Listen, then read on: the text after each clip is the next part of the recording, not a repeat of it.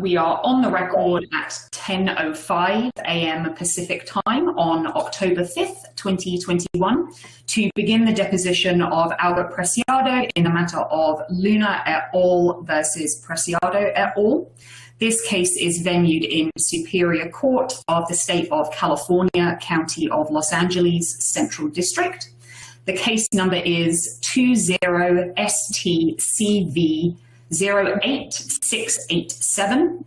This deposition is taking place via Steno's Steno Connect platform.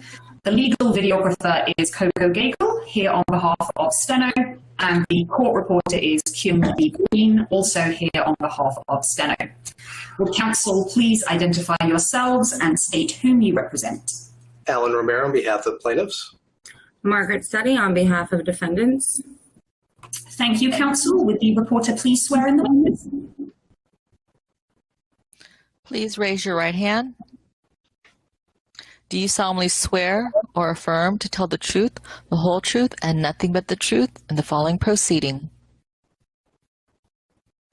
Me, right? Yeah. Yes, of course. Thank you.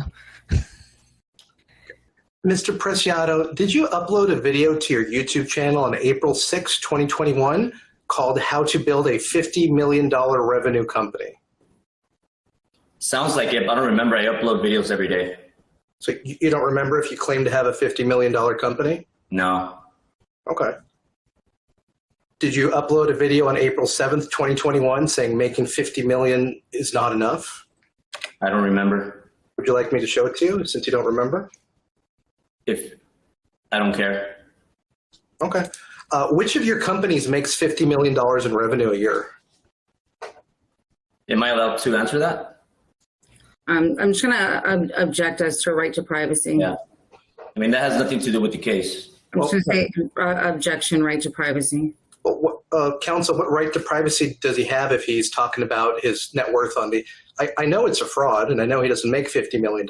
I know he's making fraudulent representations, so he's under oath, you know? So he's under oath. The whole world's watching you, Mr. Preciado. Why don't you tell me what company of yours makes $50 million a year? Again, objection, right to privacy and not reasonably calculated to lead to the discovery of admissible evidence.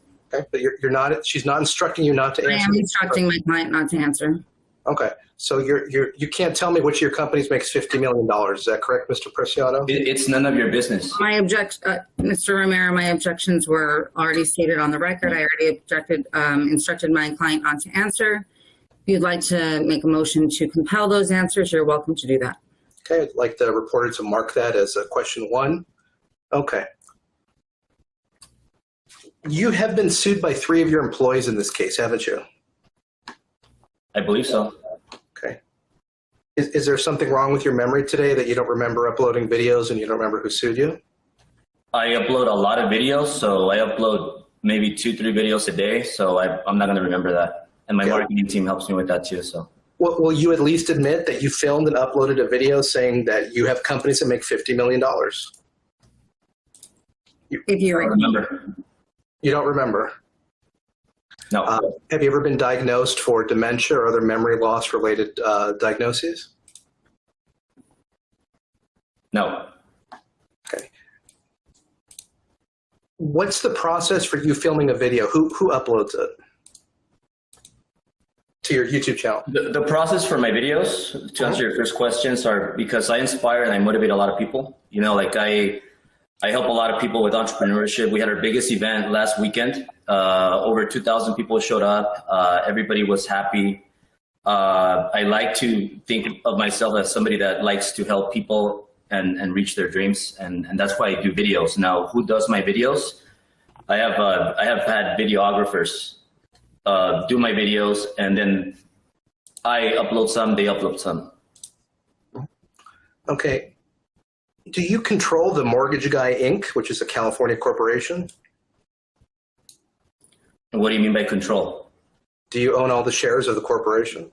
Yep. Okay. Does the Mortgage Guy Inc. make $50 million a year or more in profit? It's none of your business. Same objection as to your first question with respect to which of your companies makes $50 million.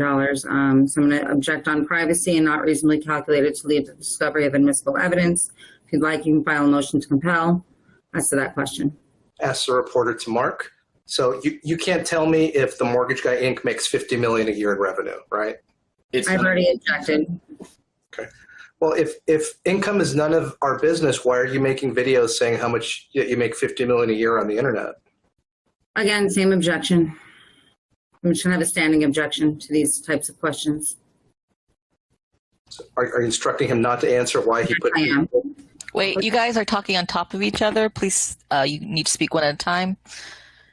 Yes, I am instructing my client not to answer these types of questions. Okay, mark that. That's number 2. Instruct not to answer. 1 second.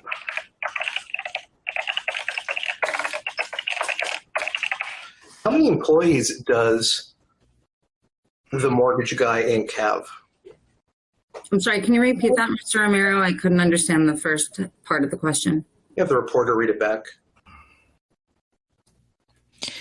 How many employees does the Mortgage Guy Inc.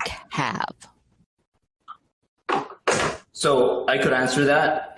I am not 100% sure, but I have my senior controller that knows the exact numbers. We've been hiring people recently, so I don't know the exact number.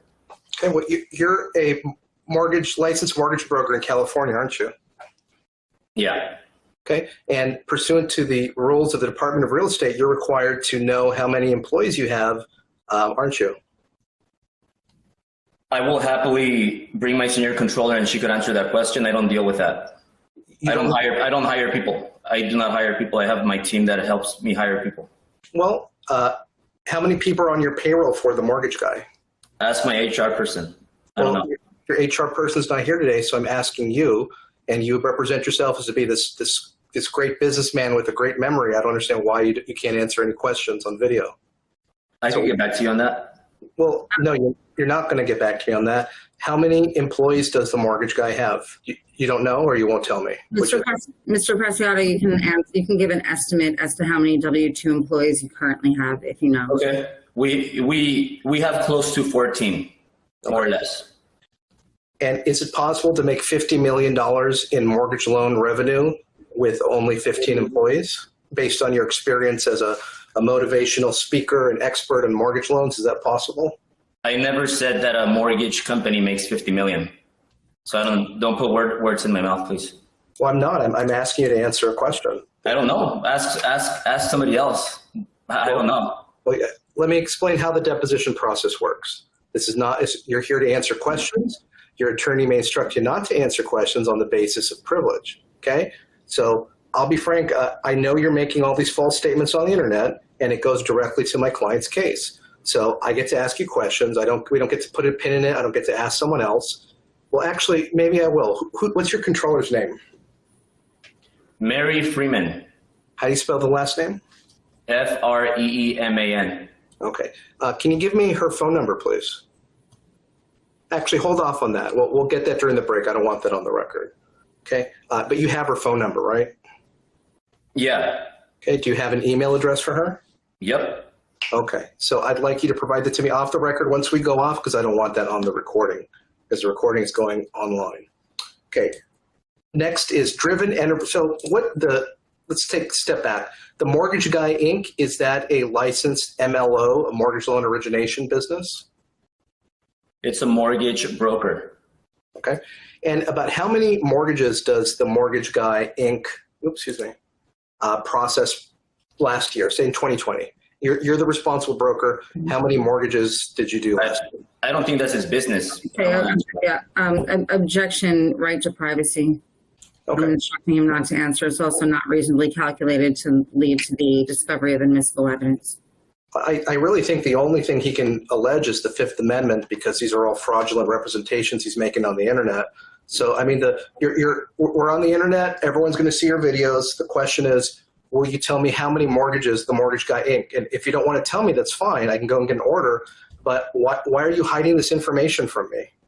It's none of your business. That's nothing to do with the case. The case is about something else, not that. Yeah, Mr. Romero, again, I'm just going to be my standing objection. And yeah, and just Wait, stop.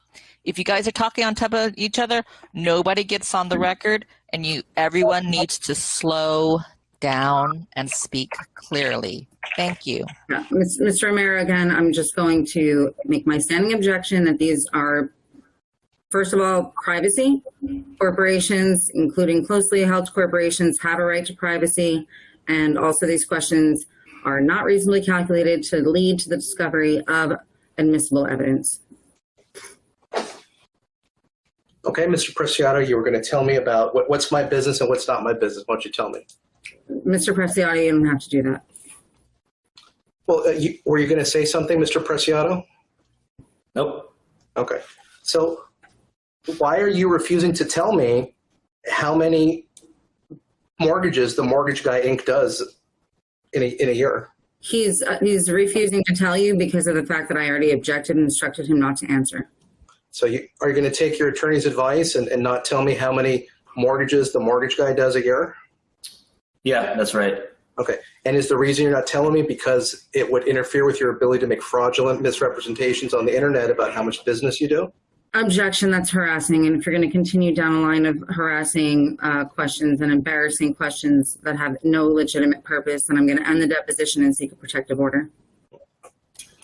Well, I'm not stopping. So you want to answer that question, Mr. Preciado? The world's watching, sir. It's none of your business. So you're not going to tell me? I'm not going to tell you. Okay. All right. How about Ambience Realty Inc., a California corporation? Are you the sole shareholder? Is this his business? Because I could answer it, but I don't think it's his business. Again, it's not. Yeah, this is, again, standing objection. It's right to privacy. Closely held corporations have a right to privacy. It's also not reasonably calculated to lead to the discovery of admissible evidence. You're a criminal, sir. Don't you go on the internet and claim you make $50 million in order to defraud people? If he continues to insult me like that, I would want to get off this position. I got a lot of important things. Mr. Romero, again, if you're going to continue to harass and badger my witness, I'm just going to stop the deposition right now and move for a protective order. So just tell me, Mr. Preciado, do you make $50 million a year? The world's watching. Do you make $50 million a year? You're under penalty of perjury, you're under oath, or not? Mr. Romero, I'm just going to stop the deposition right now because clearly you have no intention of having a, holding a legitimate deposition based on the allegations in the complaint that your clients have filed. Based on any of these causes of action, I think there's 10 or 11.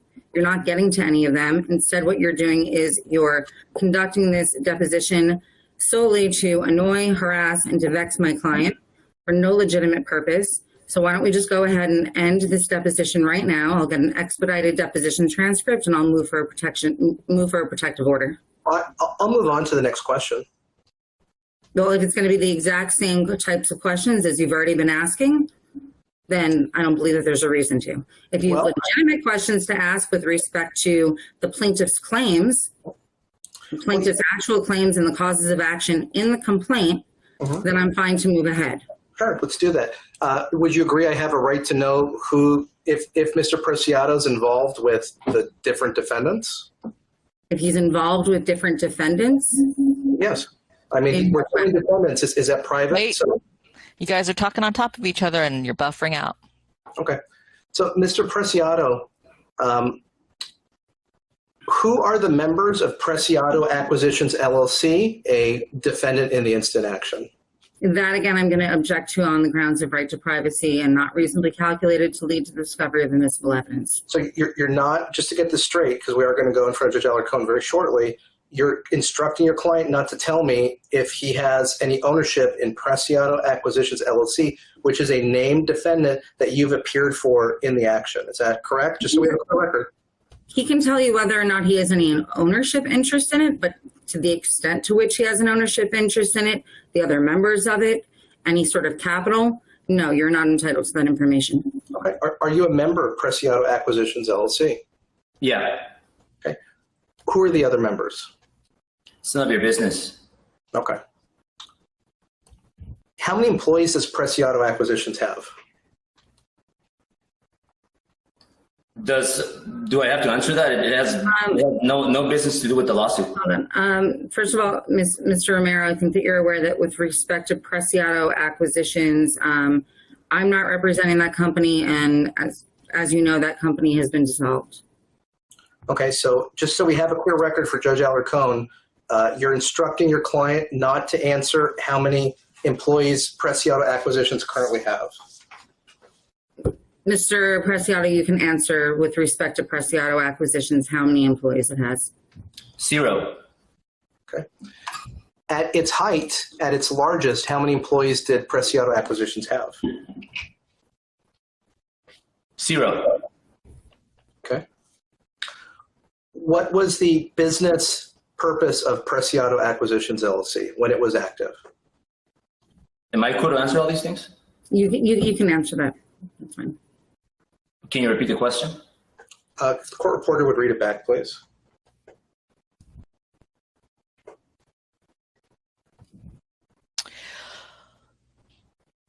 What was the business purpose of Preciado Acquisitions LLC when it was active? You know what? I actually don't want to answer that because now that I think about it, it doesn't have anything to do with the case. I mean, nothing. It's none of your business. Okay. Well, none of your business is how people get sanctioned at their depositions for not answering. Your attorney's not instructing you not to answer. So, sir, you're going to answer my question. I'm not. You're not going to answer my question deposition. Is that clear? It has nothing to do with what we're here for. Why don't you ask questions? For one moment. You know what? Not until I get an answer for this question. So I'm going to go in for sanctions. You're refusing to answer my question. Your attorney has not instructed you not to answer. So just to be clear, you're not going to answer my questions at this deposition. I'm not going to answer that now. Okay, well, moving on. Mark that question, Madam Court Reporter. If I'll answer it if. This is not your deposition, sir. You don't get to determine which answers you do or don't give. I'm here under the Discovery Act pursuant to a court order. So if you want to disobey the court's order, I'm good with that.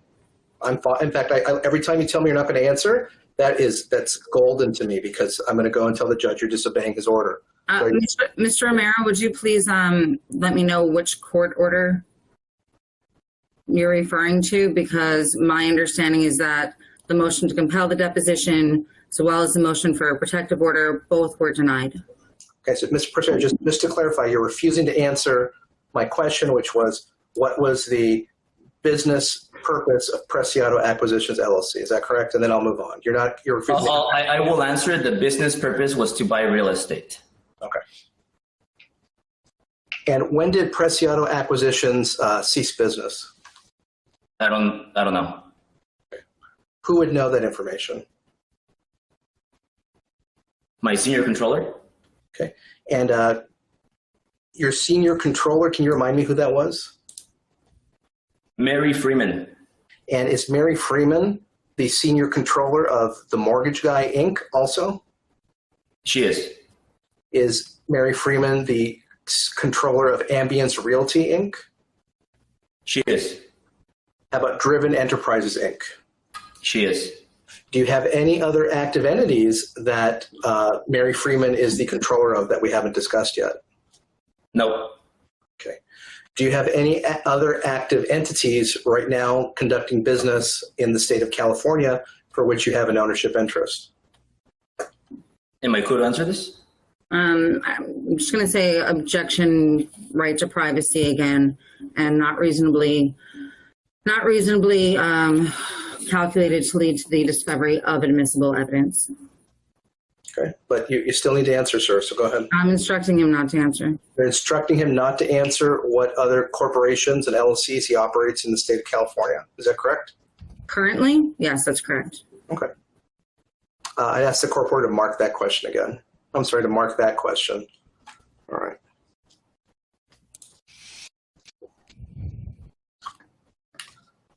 You're being sued in this case, which is a case called Luis de Luna and Fidel Malara and John Zambrana, and I'll give spellings when we're done, versus Albert Preciado, The Mortgage Guy, Inc., Ambience Realty, Inc., Driven Enterprises, Inc., and Preciado Acquisitions, LLC. Are you familiar with that lawsuit? Yeah. Okay. Have you reviewed the complaint in that lawsuit? No. Okay. And that's case number 20-STCV-08687. Were Was Luis De Luna one of your employees?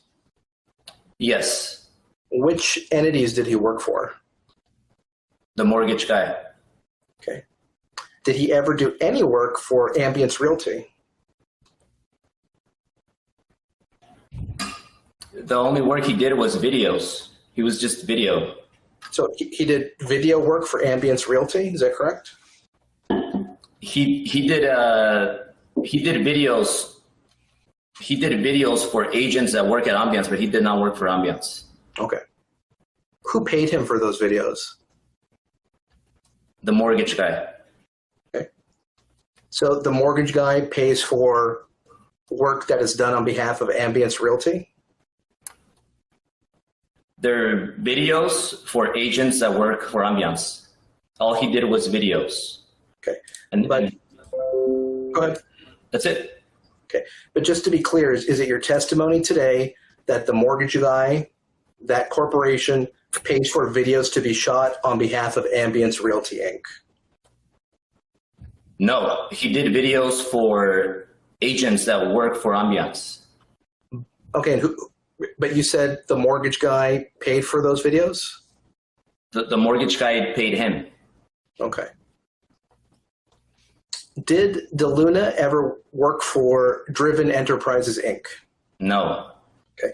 What is the business purpose of Driven Enterprises, Inc.? The business purpose is we do events and we have people come to the events and learn entrepreneurship. Okay. I'm sorry, and they're what? We help people with entrepreneurship. We teach people. So I bring speakers that are experts, and then they talk, and then they teach people like marketing, sales, business, things like that. Okay. So it's events that I pay for, and then we sell tickets, and then people go there and they go to the event. How many employees does Driven Enterprises, Inc. have? You have to ask my senior controller for that. You don't know how many employees you have in your company? Mm-mm. Okay. Is it less than 5? Yeah. Okay. Is it more than 1? You would have to ask her. You don't know if you have any employees do you have 1 employee in Driven Enterprises, Inc.? You would have to ask her. You don't know so you're a business expert and you don't know how many employees you have, even if you even have 1 employee, is that accurate? You would have to ask her. Okay, sorry. I'll take as a refusal to answer, and I'm going to ask the court reporter to mark that question as well, that the deponent's refusing to tell me how many employees Driven Enterprises has. I believe that he already answered that you would have to ask his senior controller. Well, it's not an answer, so it's marked, and we're moving to compel. I could answer it. Oh, now you can answer it. Okay, go ahead. Go ahead. Hey, good. We have zero employees for Driven. Okay. So, but you said that your controller, was it Freeman? Is that her name? Yeah. Let me write that down. So Ms. Freeman, does she also act as the controller for Driven? Yes. Who pays her salary? The mortgage guy.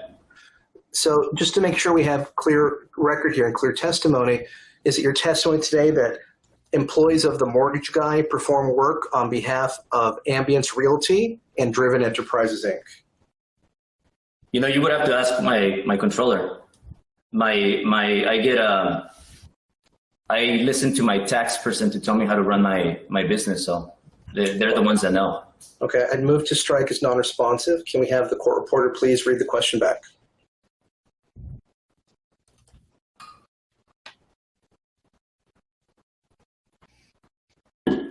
So just to make sure we have clear record here and clear testimony, is it your testimony today that employees of the mortgage guy perform work on behalf of Ambience Realty and Driven Enterprises, Inc.?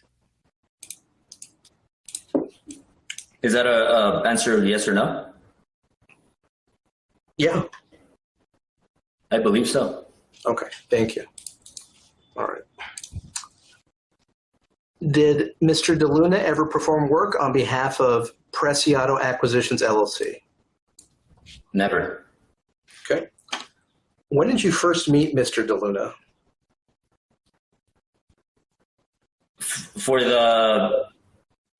I remember him just following me on Instagram, and I did a post about hiring marketing people, and then he just showed up, and he came in for his interview, and he started working for us, and he didn't work for us not even 2 months. About 2 months he lasted with us, and it was a horrible experience. He didn't do his job. It was one of the most worst experiences I have ever seen, and to add to that, I really didn't talk to him at all.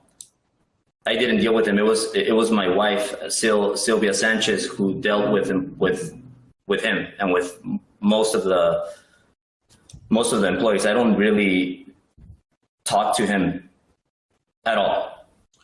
Is that the type of business advice you give to your mentees, is to not talk to their employees? I don't give that advice. Okay. What advice do you give to your mentees about getting to know and screening employees?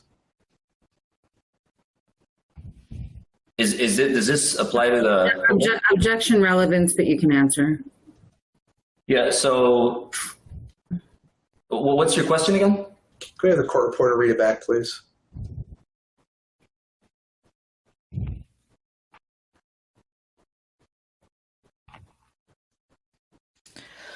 What advice do you give to your mentees about getting to know and screening employees? When you hire an employee, it's important to make sure they fit your core values. Make sure they are ethical people. Not stealing, not cheating, not lying. I want to make sure they have a great attitude. I want to make sure they have work ethic. I want to make sure they have integrity. I want to make sure they have loyalty. I want to make sure they're family people, take care of their kids, take care of their parents. I want to make sure they're good people. That's the number one place to look for. How important is ethics in running a business? It's the most important. How important is honesty when it comes to running a business? Very important. Okay. So is it important if someone who runs a business represents their annual revenues, is it important that number be accurate? I don't get what you're asking. Yeah, objection vague and ambiguous and relevance. If you could rephrase. Well, relevance is not an appropriate pretrial objection, but I'd ask the court reporter to please read the question back.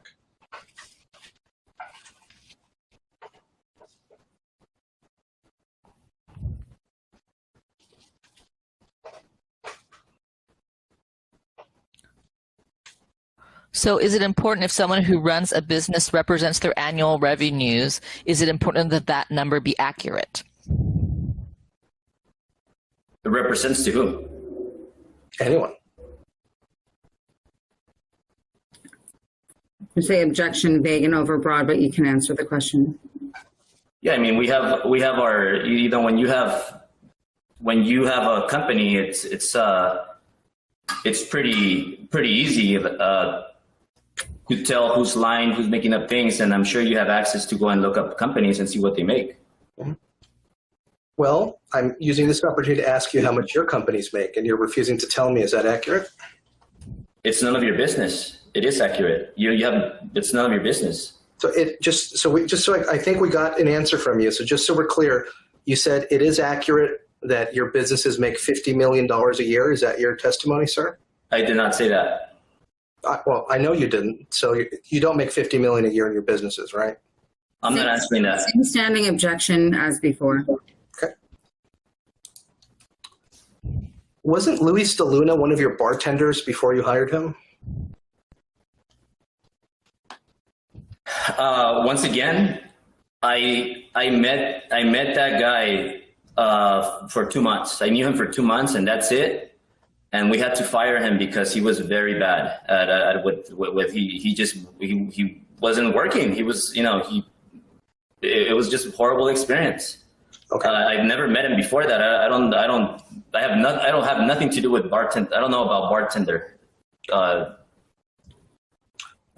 During the 2 months that you claim that Mr. DeLuna worked for you, how many days off did he have?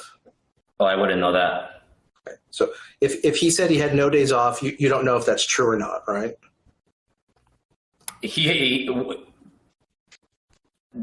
What? Next question. Exactly. Yeah, like he had days off. Sir, there's no question pending. Thank you. When did you first meet Fidel Melara?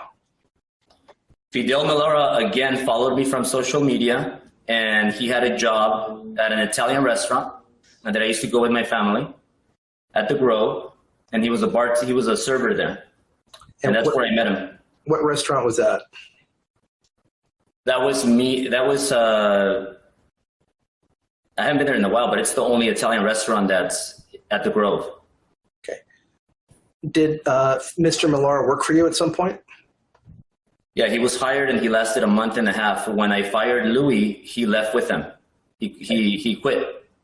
He kept our equipment. He kept our equipment, and then he dropped it off in the middle of the night. He didn't say anything. He just left. A month and a half he was with us. How many days off did Mr. Melara get during the period of time that he worked for you? I don't know. I wouldn't know that. You would have to ask my senior controller. Okay. So, well, she's not here today. We're taking your depo, and we're entitled to your best testimony. I remember. Wait, stop. Yeah. Don't interrupt me, please. I won't interrupt you. Okay. So the question is, so you don't know how many days off he got while he was working for you. Is that your testimony today? I don't know the exact number, but they took a lot of days off, and they were late a lot. We're not they. So we're talking just about Mr. Melara. So you said Mr. Melara got a lot of days off. He had days off. No, wait. You guys have got to stop talking on top of each other. We're talking about Mr. Melara, I think is the last thing I have. So how many days off did Mr. Melara have while he worked for you? Plenty. Okay. And how do you know that? Because he would always get here late. He would go to the restroom and take long hours, and then it smelled like weed. If there's any people that work the least that I've had, he was one of them. Okay, I'd move to strike that as non-responsive. Madam Court Reporter, could you please read the question back?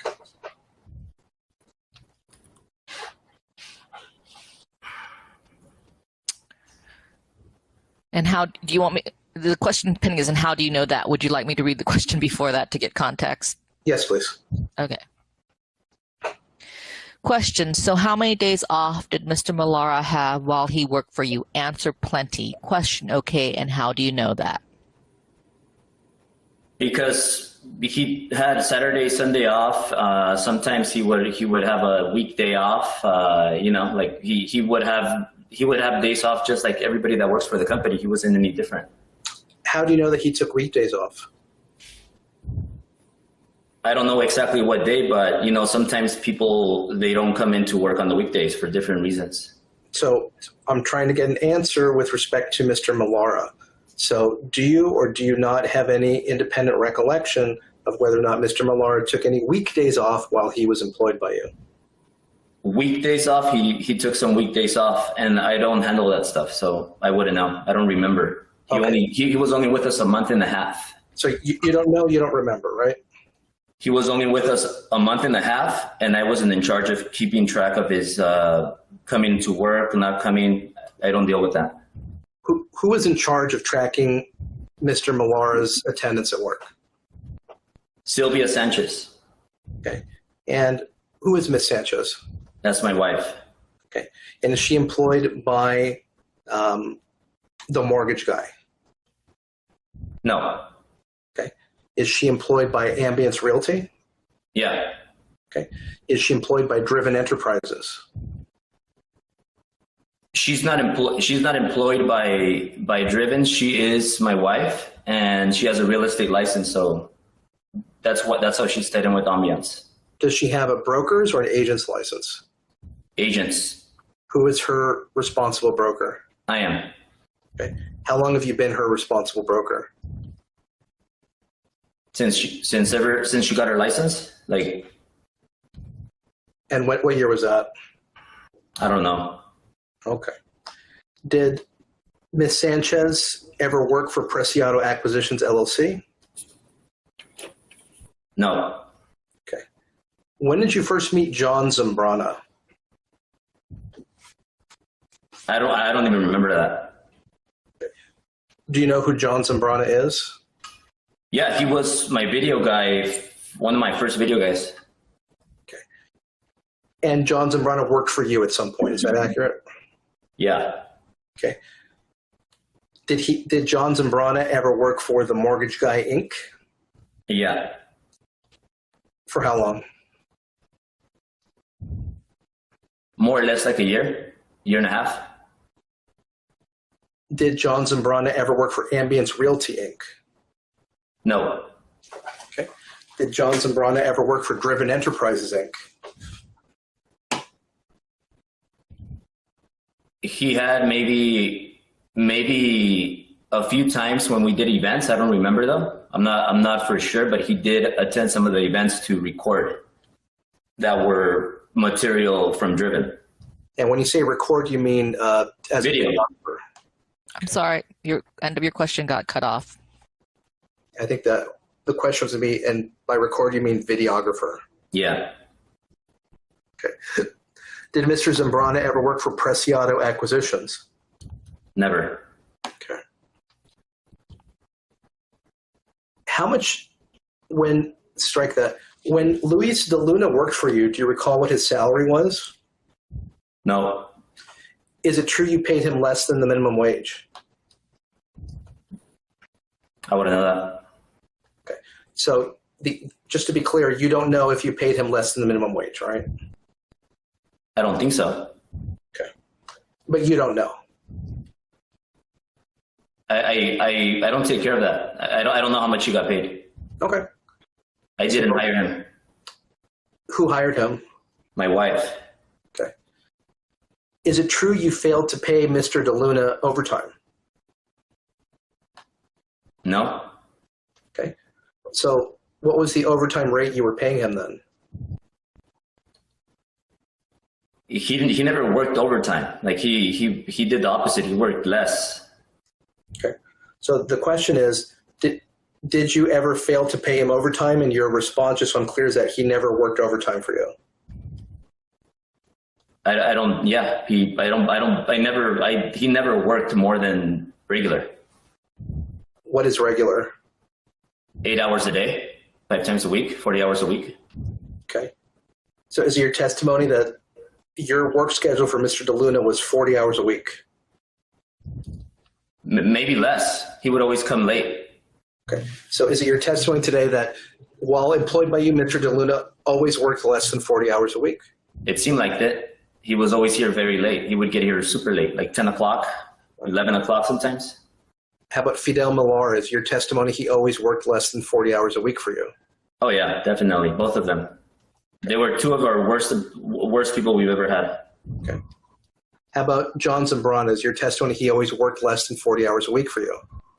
I wouldn't say that. I think he did 40 hours. Okay. So did Luis De Luna ever work on weekends for you? A few times. Okay. Would that have made it more than a 40-hour week? No, because the weekdays he didn't work. He never worked 8 hours during the week. He would always come in super late and leave early. How many times did Mr. De Luna work a weekend event for you? I wouldn't remember, but if I have an idea, maybe 2 or 3 times while he was here. What type of events were those? We had a lot of masterminds, like for the company on Saturdays sometimes, and sometimes I would go Saturdays and speak. So he went to those to record me for just 2-3 hours. And how many times did he do that? About 2 or 3, no more than that. How about Mr. Millara? Did he ever work weekends for you? It would be the same thing because they would all alternate. Okay. So how many times did Mr. Millara work a weekend for you? 2-3 times, more or less. Okay. How about Mr. Zambrana? How many times did he work weekends for you? Well, he was with us for longer, like a year and a half. So he was with us he did more Saturday events. And a lot of the times what we would do is we would let them work less during the week, and then they would work on Saturdays. But I do want to add this: when they work Saturdays, you know, I would pay them for those Saturdays. I would pay them extra. Now, and I would also add this. Now, I would pay them cash. I would pay them with a check. And let me also add this. Like this was when I was barely starting my business. You know, I didn't know, I didn't have the knowledge I have now. I didn't have the resources to afford the people that I afford now, the experts that are now guiding me into making everything the right way. So back then, yeah, I did some mistakes. You know, sometimes they went Saturdays and Sundays, but I always paid them cash. I always was over generous. I always paid them extra. I did a lot of great things for them, including Fidel and Louis and Zambrano. What type of great things did you do for them? For example, I'm not going to remember everything, but paying them cash, paying them with check, whether it was that. I took him on trips. I let him go explore when we would go on trips, because we did like those 2-3 times. Sometimes it was Vegas. Sometimes it was other places. I would be like, go enjoy it. I would invite their significant other. I would, I'm known to do that. Other employees, like, you know, I fly their families. I pay for it. I treat them. And I mean, everybody here could ask many of our other employees, and everybody would say good things about me. So I'm a very generous person, and I treat them well. I think I pay them well enough, and yeah, I'm just here to answer questions about that, because I really feel like I'm taken advantage of right now. Well, most people who don't pay minimum wage do often feel taken advantage of. So I understand that. So you said, I think you just made an admission though that I think it's going to be problematic. So you said so they'd work 2 or 3 hours on the weekend for you, and you would pay them for the 2 or 3 hours, right? I wouldn't pay them for the 2-3 hours. I would pay them an amount that was generous for that time. So how much would you pay Mr. DeLuna for working 2 to 3 hours at an event for you? I don't remember those numbers. But you didn't pay him for travel time, did you? I paid him. I believe I did, because I overpaid. Well, if you know you overpaid, how much did you pay him? I don't remember those numbers. That's been a long time. So how do you know you overpaid him? Because I paid him well. Okay. Well, if you paid him well, what does that mean to you? How much did you pay him? I don't remember. It was a long time ago. You've paid him less than the minimum wage, isn't that true? I never said that. I'm asking you if it's true or not. I don't believe so. Okay. All right. How about Mr. Zambrana? Did you ever have him do any out-of-town events for you? It's too long. I don't remember, but I'm sure he did a few of them. Okay. Did you pay him for travel time? Yeah, I paid him well. And when you say you paid him well, what does that mean? How much did you pay him? I don't remember. So how do you know you paid him well if you don't remember how much you paid him? Because I always pay well. Okay. But you don't know if you paid the minimum wage? I never said that. I know, that's why I'm asking you to clarify it. So you're saying that you don't know how much you paid, and you don't know if you paid the minimum wage or not. Is that accurate? I never said that. Okay. How much overtime did Mr. Zambrana work for you? I don't know. Okay. So if he said you didn't pay him overtime, you wouldn't know because you don't remember, right? I don't remember, no. Okay. What was your break policy for these 3 employees? I don't know that. I don't do that. You have to ask my wife for that. Well, I will. Thank you. Do you know if these 3 employees got their meal and rest periods every day? Oh, definitely. Extra long periods. 2-hour lunches. They would come back. They would come back, like I said, smelling like weed. I'm not talking about all of them, but the Louis and Fidel did. So how long were the were their rest periods? So not their lunch periods. How long were their rest periods? Since you know they took them, how long? They would disappear like 3 or 4 times a day for like 20 minutes or more. And we couldn't find them. They would take super long bathroom breaks. They would come back smelling like weed. Yeah, I could go on and on with that. My wife would know more data on that. Okay, so here's my question. As a business owner, why were you permitting them to do this over a period of months? So this is how long ago? I don't know. You tell me. It's your deposition. Yeah, so 2.5 years ago. You know, like I started the business from nothing. So did I. Okay. I started the business from nothing, and all my own money. I've been growing every year. 2.5 years ago, you know, I was about to go out of business because you make millions, but you spend millions to continue to survive the business. I had to sell all my properties to get that money and to continue to survive in business. It wasn't until 2.5 years where everything changed and we started doing good. So when they were around, I always paid them. They can't say I didn't pay them, but I paid them. And once they left, you know, our business took off. All that negative energy, all that toxicity went away, and we started winning. And we got to where we are today. We have a beautiful life right now. I have my beautiful daughters with my wife, and we've doubled our employees that we had back then. So like life is really good right now. But if you ask me back then why I didn't do things, it's because I didn't know. I was learning the hard way, making mistakes because nobody helped me. Nobody gave me anything. I started. Slow down. Yeah.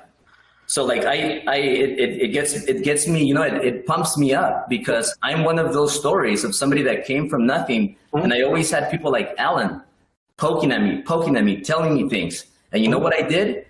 You know how I got back to all those people? By winning. By defrauding people. Isn't that true that you lie about by winning. So I could see a little bit of jealousy here, and you're throwing things at me. Look, and all that. I have nothing to hide here. Stop. Listen, you're interrupting me. Stop. You're interrupting me. I was talking. So let me finish. Don't interrupt me. So no, I'm not going to stop. You're interrupting me. I was talking. It's my turn to talk. Wait, stop. Both of you, stop it. This is ridiculous. I'm going to say, Ms. Preciado, try to just answer his questions. And Ms. Court Reporter, if you could repeat the last question that was pending. Give me a minute. Okay. It's quite a ways back.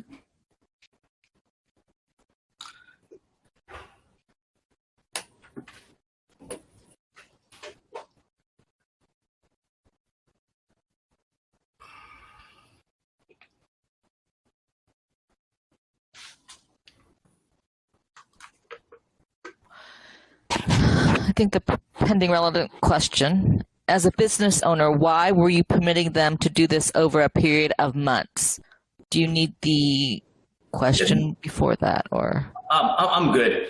Because like I said, you know, it was the beginning stage of the company. It was like year 4, year 3. And I don't know everything about business. I couldn't afford the best attorney. I couldn't afford the best tax advice. I couldn't afford the best HR person. So, and I wasn't in charge of that. I was busy surviving. I was busy keeping everybody paid. My wife was in charge of them. I didn't talk to them. Every time they did something, they messed it up. Whenever they updated the website, they brought the website down. Whenever they did a video, slow down. Yeah.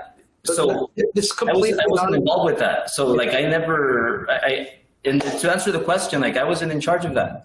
Okay. Who was in charge of that?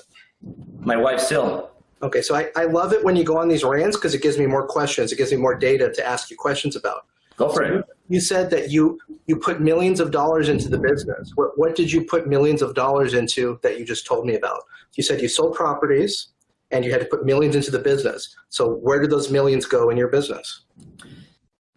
So when we were 3 years back, 2 years back, like the year one, you know, year one we did good. Year 2 we did better and better and better. And this is all on my social media. Like it's very easy for me to answer your question because I'm just repeating what I say. Like I don't make up things, and it's easy for me to repeat it again.